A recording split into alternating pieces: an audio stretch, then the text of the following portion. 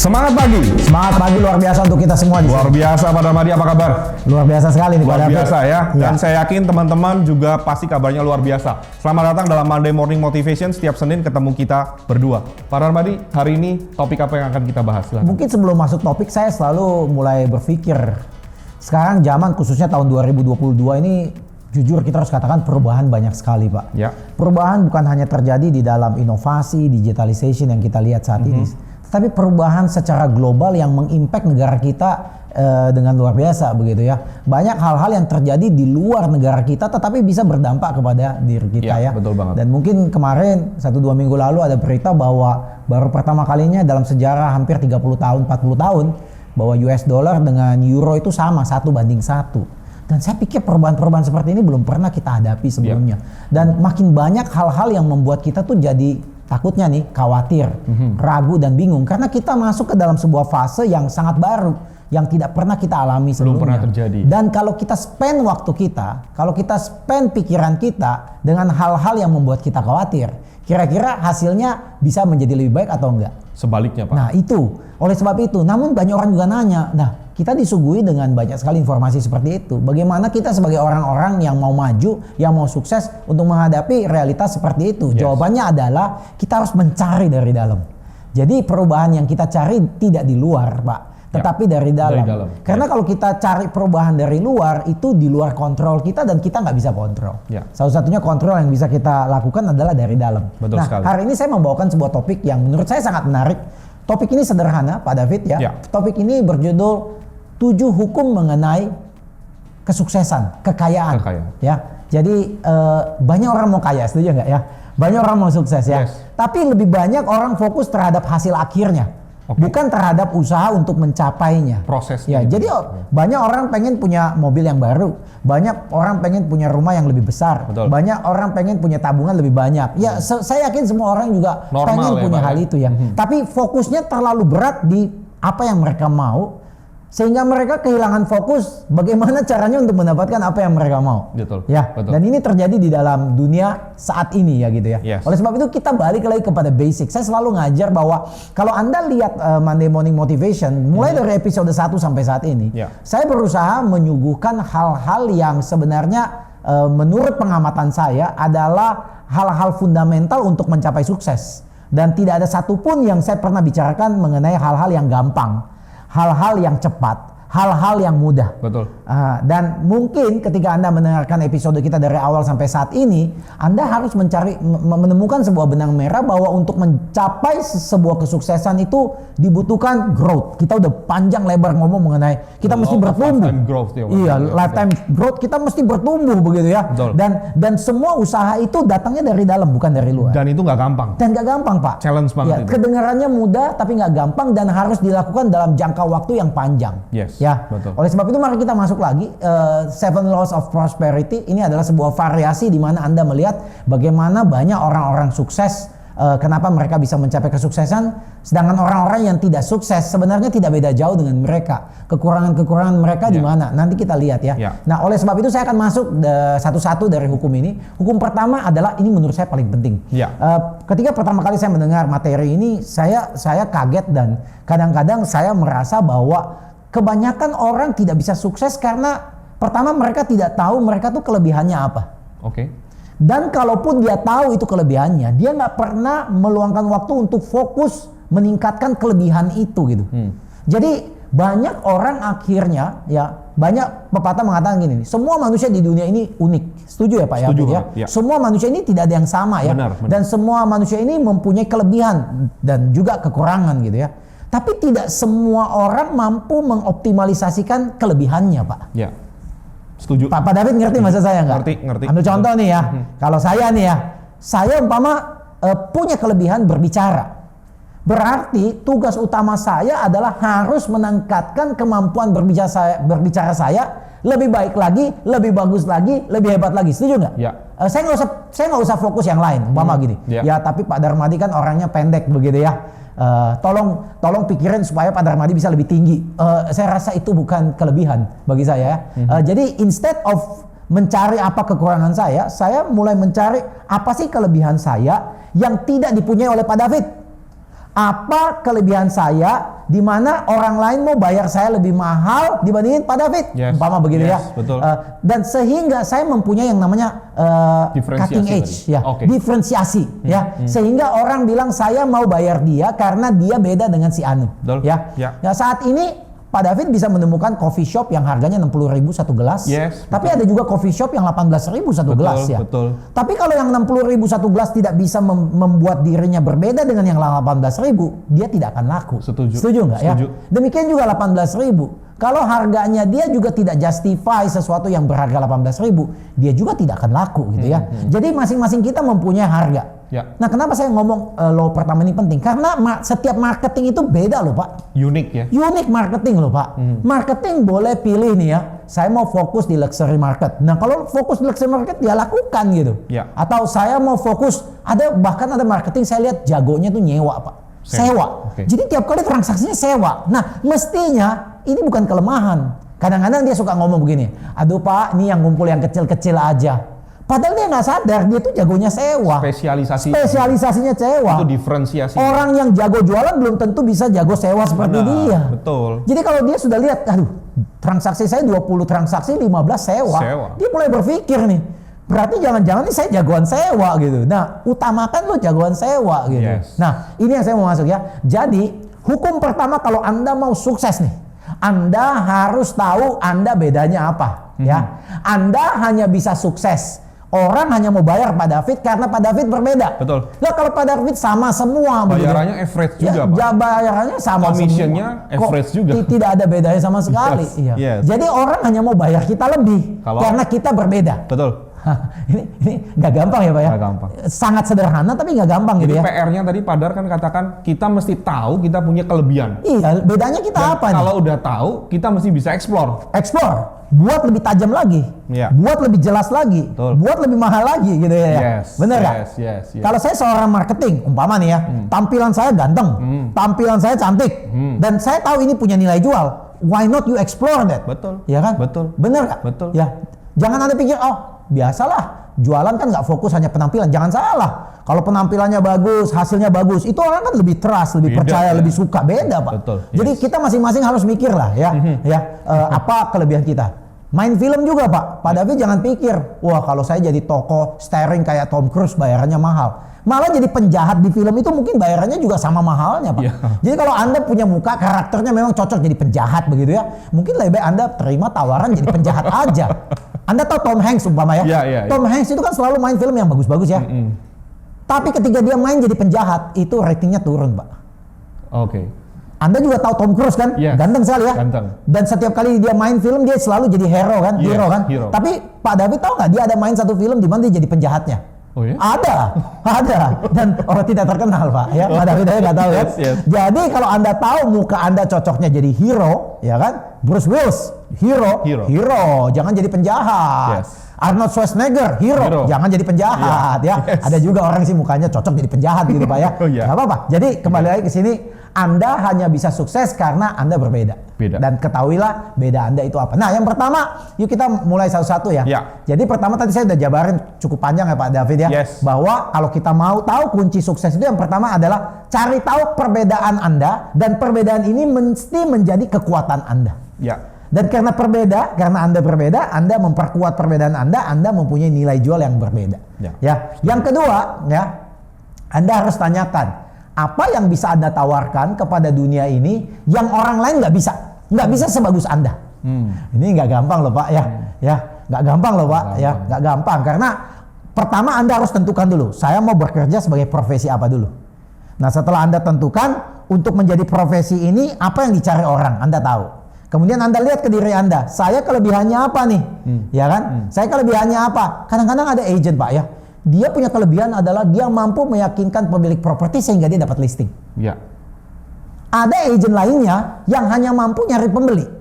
Nanti Anda lihat nanti, agent ini kerjanya hanya bawa pembeli. Nggak tahu kenapa pembeli percaya sama dia, dia nenteng pembeli. Tapi ada agent yang kerjanya nggak sulit, dia sulit dapat pembeli, tapi dia dapatnya listing. Nah, ya of course lebih bagus lagi kalau bisa dua-duanya ya. Tapi kita ngelihat orang-orang seperti begini mesti nanya sama diri saya, kenapa listing pada nyangkut di saya ya? Kenapa pembeli pada mau ngikut saya ya? Nah, cari tahu dan perjelas perbedaan Anda sehingga Anda menjadi magnet gitu. Ya. Jadi Anda tahu bedanya besi yang bermagnet dan besi yang tidak bermagnet, Anda tahu kan? Betul. Besi pada dasarnya itu tidak bermagnet, Pak ya. Kalau Bapak gesek dia akhirnya keluar tuh ya, sehingga dia bisa jadi magnet gitu ya. Jadi magnet juga bisa kehilangan magnet. Masih ingat waktu kecil kita punya kotak pensil, Pak, yang ada magnetnya. Kalau kita pakai lama-lama mungkin setahun magnetnya sudah nggak gigit, Tipis, Pak. Itu mesti digosok lagi. Sama, Pak. Semua agent itu seperti batang besi ya. Tergantung Anda bisa membuat batang besi itu menjadi magnet, itu tergantung dari perbedaan yang Anda bisa ciptakan. Mantap, Pak. Iya. Nah, yang ketiga ya, yang saya ulangin lagi ini agak mirip juga. Apa yang Anda mampu lakukan yang orang lain tidak mampu lakukan. Jadi orang lain nggak bisa, tapi saya bisa. Ya. Apa yang mampu Anda rela lakukan yang orang lain tidak mau lakukan.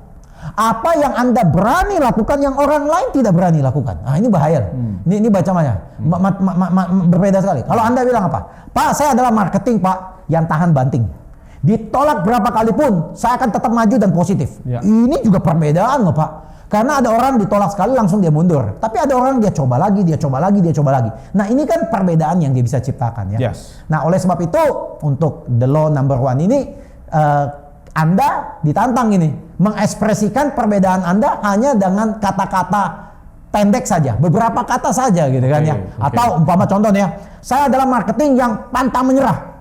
Tidak akan pulang sebelum closing, umpama begitu ya. Jadi mindset saya, tagline saya adalah saya adalah marketing yang pantang menyerah dan tidak akan pulang tanpa sebuah closing.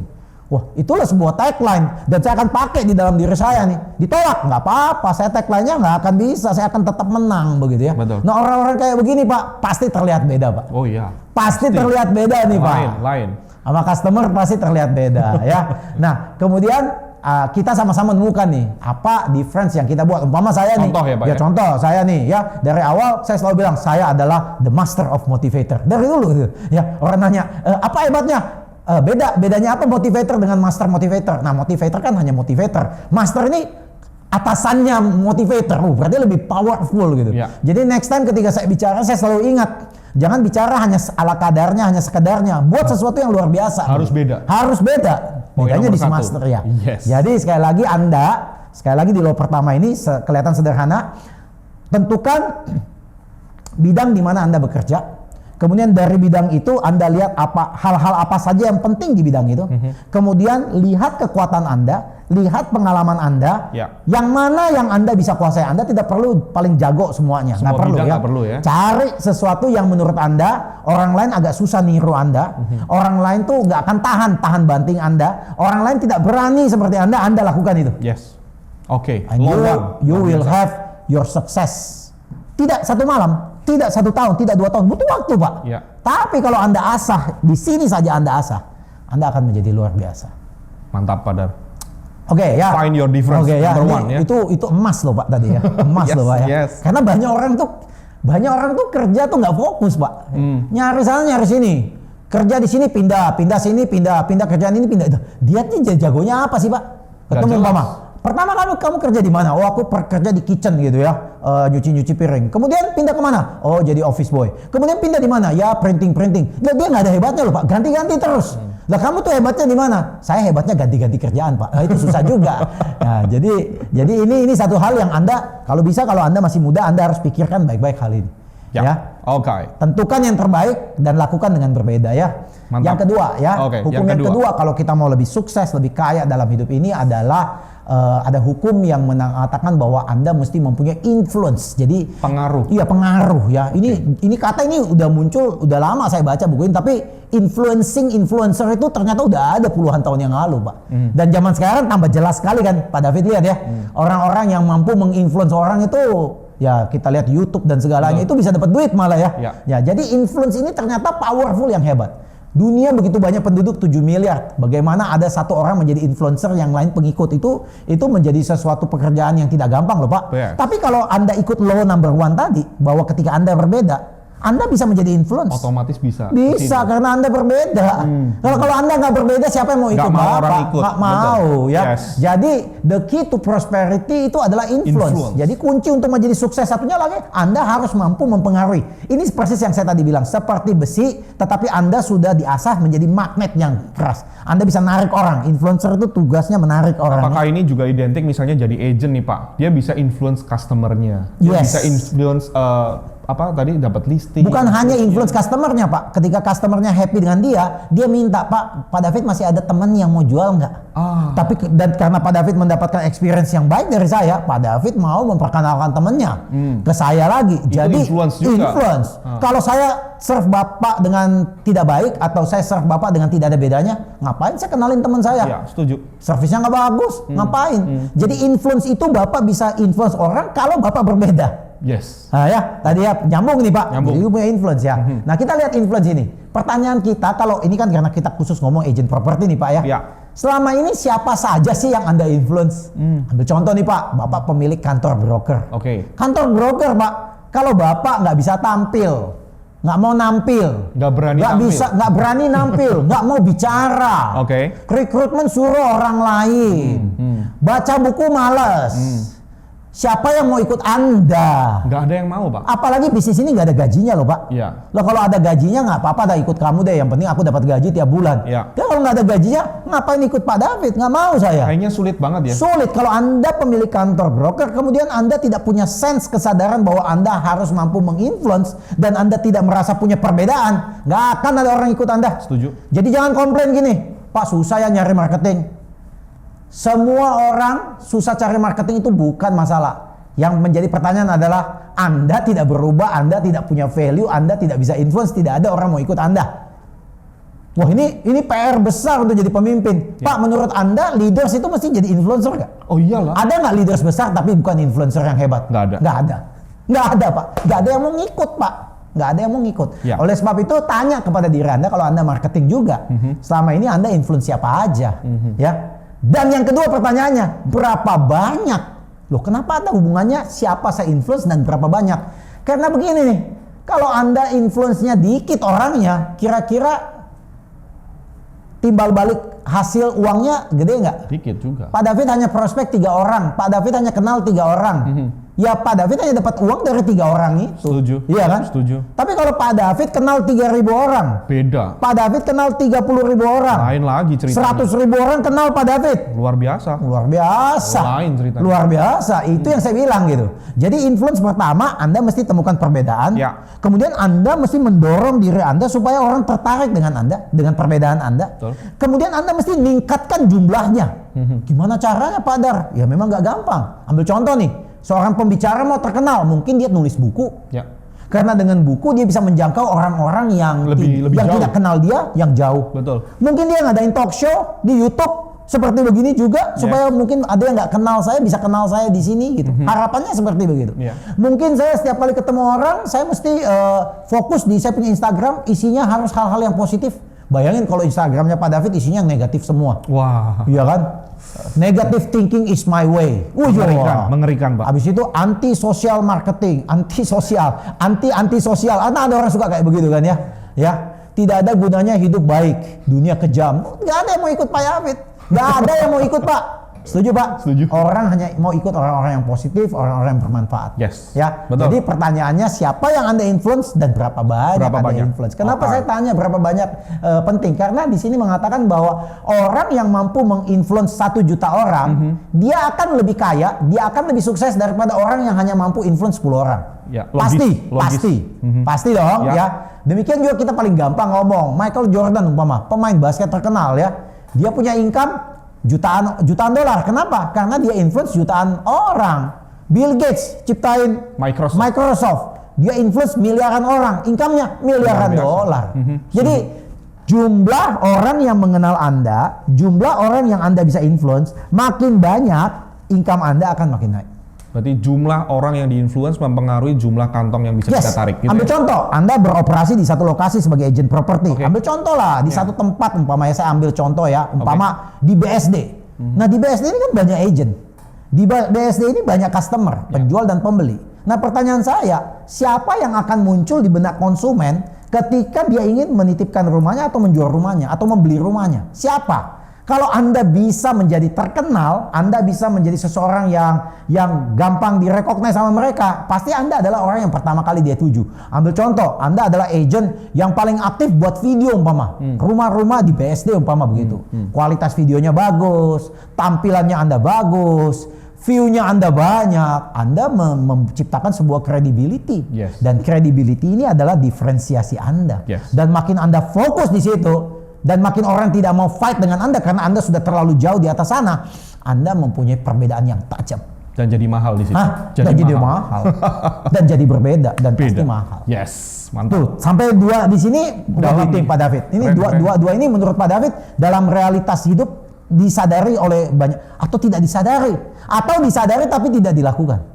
Seringkali mungkin itu tadi yang terakhir itu. Disadari juga sebenarnya. Jadi artinya ketika saya ngomong, iya benar, ya benar, tapi kalau nggak dilakuin nggak bisa terjadi lah. Iya benar, tapi saya nggak ngelakuin juga gitu ya. Jadi challenge Pak. Challenge ya. Challenge. Waduh, ya ini emas yang kedua gitu ya.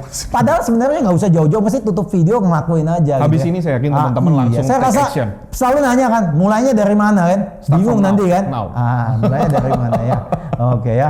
Oke, yuk kita masuk law yang ketiga. Law yang ketiga. Gampang juga Pak David, ini nggak usah takut Pak. Apa ini law ketiga? Ya sebenarnya kesuksesan itu Anda akan raih ketika Anda meluangkan waktu. Dan dengan durasi waktu yang cukup panjang, yang cukup normal panjangnya, Anda akan menjadi kaya. Nggak ada sukses overnight.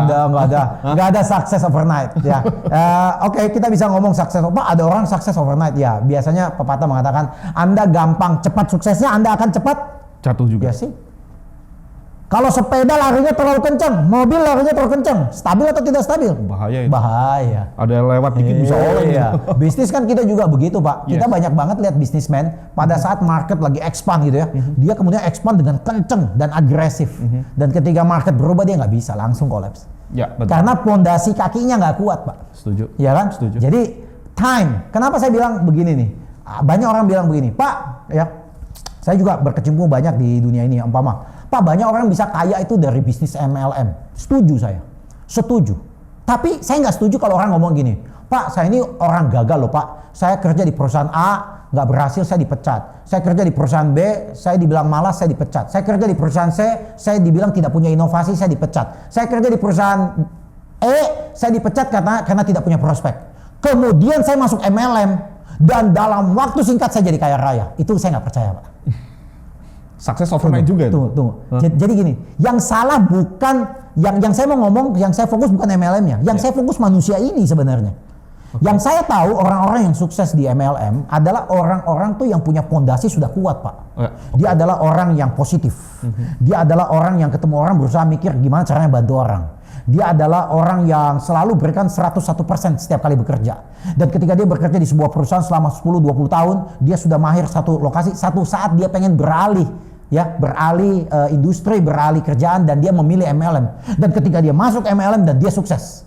Dia sukses sebelum dia masuk MLM, bukan setelah dia masuk MLM. Ya. Jadi orang-orang yang sukses yang kadang-kadang kita lihat, oh si ini cepat banget sukses, ini cepat semua. Itu karena dia memang di awalnya memang tuh udah pakemnya sukses. Dia berproses sebenarnya. Dia berproses, dan ini bahan baku sudah bagus. Makanya Pak David juga pasti ketemu beberapa agent ya. Beberapa agent yang Pak David bisa kaget gini. Ini agent hebat banget loh. Masuk langsung closing gini. Dia bukan hebat tuh karena tiba-tiba dia jadi hebat Pak. Dia memang sudah punya cuttingnya tuh udah bagus Pak. Jadi begitu masuk ya langsung jadi. Jadi seringkali orang ngelihat sukses. Kebalik, salah gitu. Mestinya orang lihat dia prosesnya juga ya. Sebab akibat, banyak orang fokus akibatnya kan Pak. Betul. Sebabnya nggak pernah nyari. Nggak pernah lihat. Iya, jadi hati-hati ya. Kalau Anda nanya saya, apakah Bapak pernah ketemu orang yang dalam waktu singkat langsung kaya raya? Pernah. Tapi saya juga lebih sering ketemu orang-orang seperti itu dalam waktu beberapa tahun kemudian mereka hilang juga Pak. Mereka hilang juga Pak. Mereka hilang juga. Saya lebih percaya dengan agent-agent yang punya track record konsisten. Selama 20 tahun masuk top 25. Saya percaya ini orang. Ini orang pasti pondasinya benar nih. Ini orang pasti cara kerjanya benar nih. Betul. Saya nggak percaya orang setahun jago, kemudian tahun kedua hilang. Oh ini berarti ini dia tidak melalui proses. Dia hanya kebetulan sukses kemarin tuh Pak. Hanya kebetulan Pak. Ya. Nah, It takes time ya. It takes time to become prosperous ya. Sukses membutuhkan waktu. Demikian juga dengan kekayaan. Anda mau kekayaan, saya lebih banyak dengar orang tuh kaya karena dia tuh hemat, punya uang dia simpan ya. Dia naik pangkat, dia punya lifestyle nggak naik. Dia punya skill manajemen gitu ya. Dia ngerti manajemen uang mungkin gitu ya. Bukan saja, dia mempunyai disiplin dalam memegang uangnya gitu. Disiplin dalam memegang uangnya. Yes. Dia ngerti arti uang itu. Dia nggak gampang. Orang yang nggak bisa kaya, setahu saya ngomong, udahlah pakai aja, nanti uang kan gampang dicari lagi. Oh, orang kayak gini susah kaya. Atau jangan-jangan jarinya ini Pak, nembus. Oh, nembus. Jadi artinya dia selalu berpikir kayak anak kecil gitu. Yes. Apa yang saya punya hari ini saya habisin, besok nanti dapat lagi. Oh, bahaya sekali, Pak. Bahaya sekali. Orang-orang kayak begini nih, ketika market lagi kebalik gitu, oh dia balik juga gitu ya. Jadi sukses membutuhkan waktu, kekayaan membutuhkan waktu, dan mungkin orang-orang sukses yang kita tahu kelihatannya cepet banget gitu. Ambil contoh Pak David ngomong, wah Pak, itu penulis buku Harry Potter, J.K. Rowling itu sukses luar biasa Pak. Kenapa bilang gitu Fit? Karena sebelumnya saya nggak pernah dengar dia punya buku-buku sebelum Harry Potter. Tapi Anda harus tahu bahwa J.K. Rowling itu nulis buku itu selama 20 tahun lebih untuk keluar satu Harry Potter. Luar biasa. Dan setelah satu keluar dan dia berbeda, dan buku itu mampu menginfluence banyak orang, dan dalam waktu yang cukup panjang dia lakukan, dia menjadi terkenal. Anda hanya lihat dia terkenalnya kan? Betul. Anda nggak ngelihat prosesnya kan? Betul. Hati-hati, nilai orang kayak begitu. J.K. Rowling itu punya nulis Harry Potter itu 25 tahun itu sebelum ditulis. Itu ada di pikirannya dia, bayangin. Belum bisa dikeluarin Pak, belum saatnya Pak. Ya, nggak gampang Pak, nggak gampang. Jadi artinya sebenarnya ini sesuatu yang positif. Bagi teman-teman real estate agent yang saat ini mungkin pikir, Pak saya sudah 3 tahun Pak. Kayaknya saya ini belum apa-apa. Tunggu sebentar. Anda jangan terlalu kecil hati karena di hukum ketiga ini butuh waktu. Tapi hati-hati juga, apakah Anda sudah menemukan perbedaan Anda nggak? Mungkin dengan seminar hari ini, apa yang kita ngobrol hari ini, Anda sadar, oh ternyata nih saya nih kerjanya tuh di sini saya jualan, di sini saya jualan. Anda nggak fokus, Anda lompat sana lompat sini, sehingga orang nggak kenal Anda. Ketika orang nggak kenal Anda, orang nggak tahu bedanya Anda apa. Ketika Anda tidak dikenal, orang tidak tahu you bisa menginfluence orang itu. Jadi hati-hati nih. Semoga ketika Anda bilang, Pak saya udah 3 tahun jadi agent properti, belum sukses juga. Coba lihat nih, ada 7 yang saya mau share di sini. Lihat yang mana Anda masih kurang dan perbaiki ya.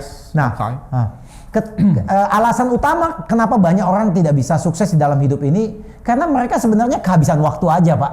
Kayak kita bermain bola kalah 2-1. Sebenarnya kita nggak kalah Pak. Karena waktunya udah habis 90 menit Pak ya. Ya mudah-mudahan Anda juga jangan kehabisan waktu. Tapi poin saya mengatakan bahwa untuk menjadi seseorang yang sukses butuh waktu. Tapi tentu Pak David, umpama nih, Pak ada pemain badminton umur 18 tahun sudah hampir kelas dunia Pak. Tapi ada yang umur 26 tahun masih juga belum bisa kelas dunia gitu. Ya, itu juga beda ya. Karena beda-beda orang, beda-beda waktu juga. Kalau itu saya rasa banyak faktor lagi, tidak bisa dibicarain itu. Tapi pada dasarnya ya, orang harus butuh waktu. Menjadi pembicara yang baik butuh waktu. Jam terbang. Menjadi penulis buku yang baik butuh waktu. Menjadi agent yang baik butuh waktu.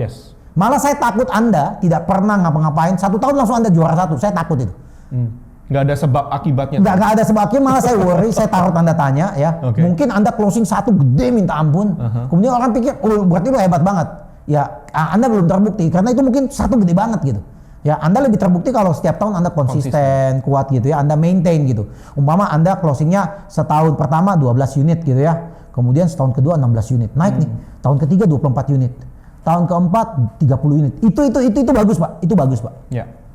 Karena banyak agent yang umpama closingnya nggak banyak tapi gede, nah itu kadang-kadang dia nggak bisa konsisten karena tidak kekonsistensi itu. Betul. Ya, jadi kebanyakan orang ya tidak sukses itu karena mereka kehabisan waktu ya. Dan membutuhkan 10 sampai 20 tahun waktu untuk bisa sukses. Jadi kesimpulannya dibutuhkan waktu yang cukup untuk menciptakan sebuah kebiasaan menjadi seorang juara, Pak. Kebiasaan di sini penting. Seorang juara itu diciptakan dalam proses, Pak. Sebuah baja yang kuat diciptakan dalam pembakaran. Butuh waktu, Pak. Semua materi yang terbaik didapat dalam sebuah waktu. Ya, makanya kalau restoran cepat saji kan cepat gitu ya. secara kesehatan bagus atau enggak? Enggak bagus. Yang instan-instan enggak bagus. Ya, instan-instan. Karena mau dipercepat Pak ya gitu ya. Ya oke. Jadi sampai low 3 ya. Low 3 ini biasa. Saya rasa cukup Pak David untuk session yang ini ya. Oke. Low 3. Nanti yang 4-nya kita lanjutkan di part berikutnya Pak. Yes, luar biasa teman-teman. So jangan lupa klik like and subscribe YouTube channel ini teman-teman. Sampai ketemu lagi dalam Monday Morning Motivation. All the best untuk kita semua.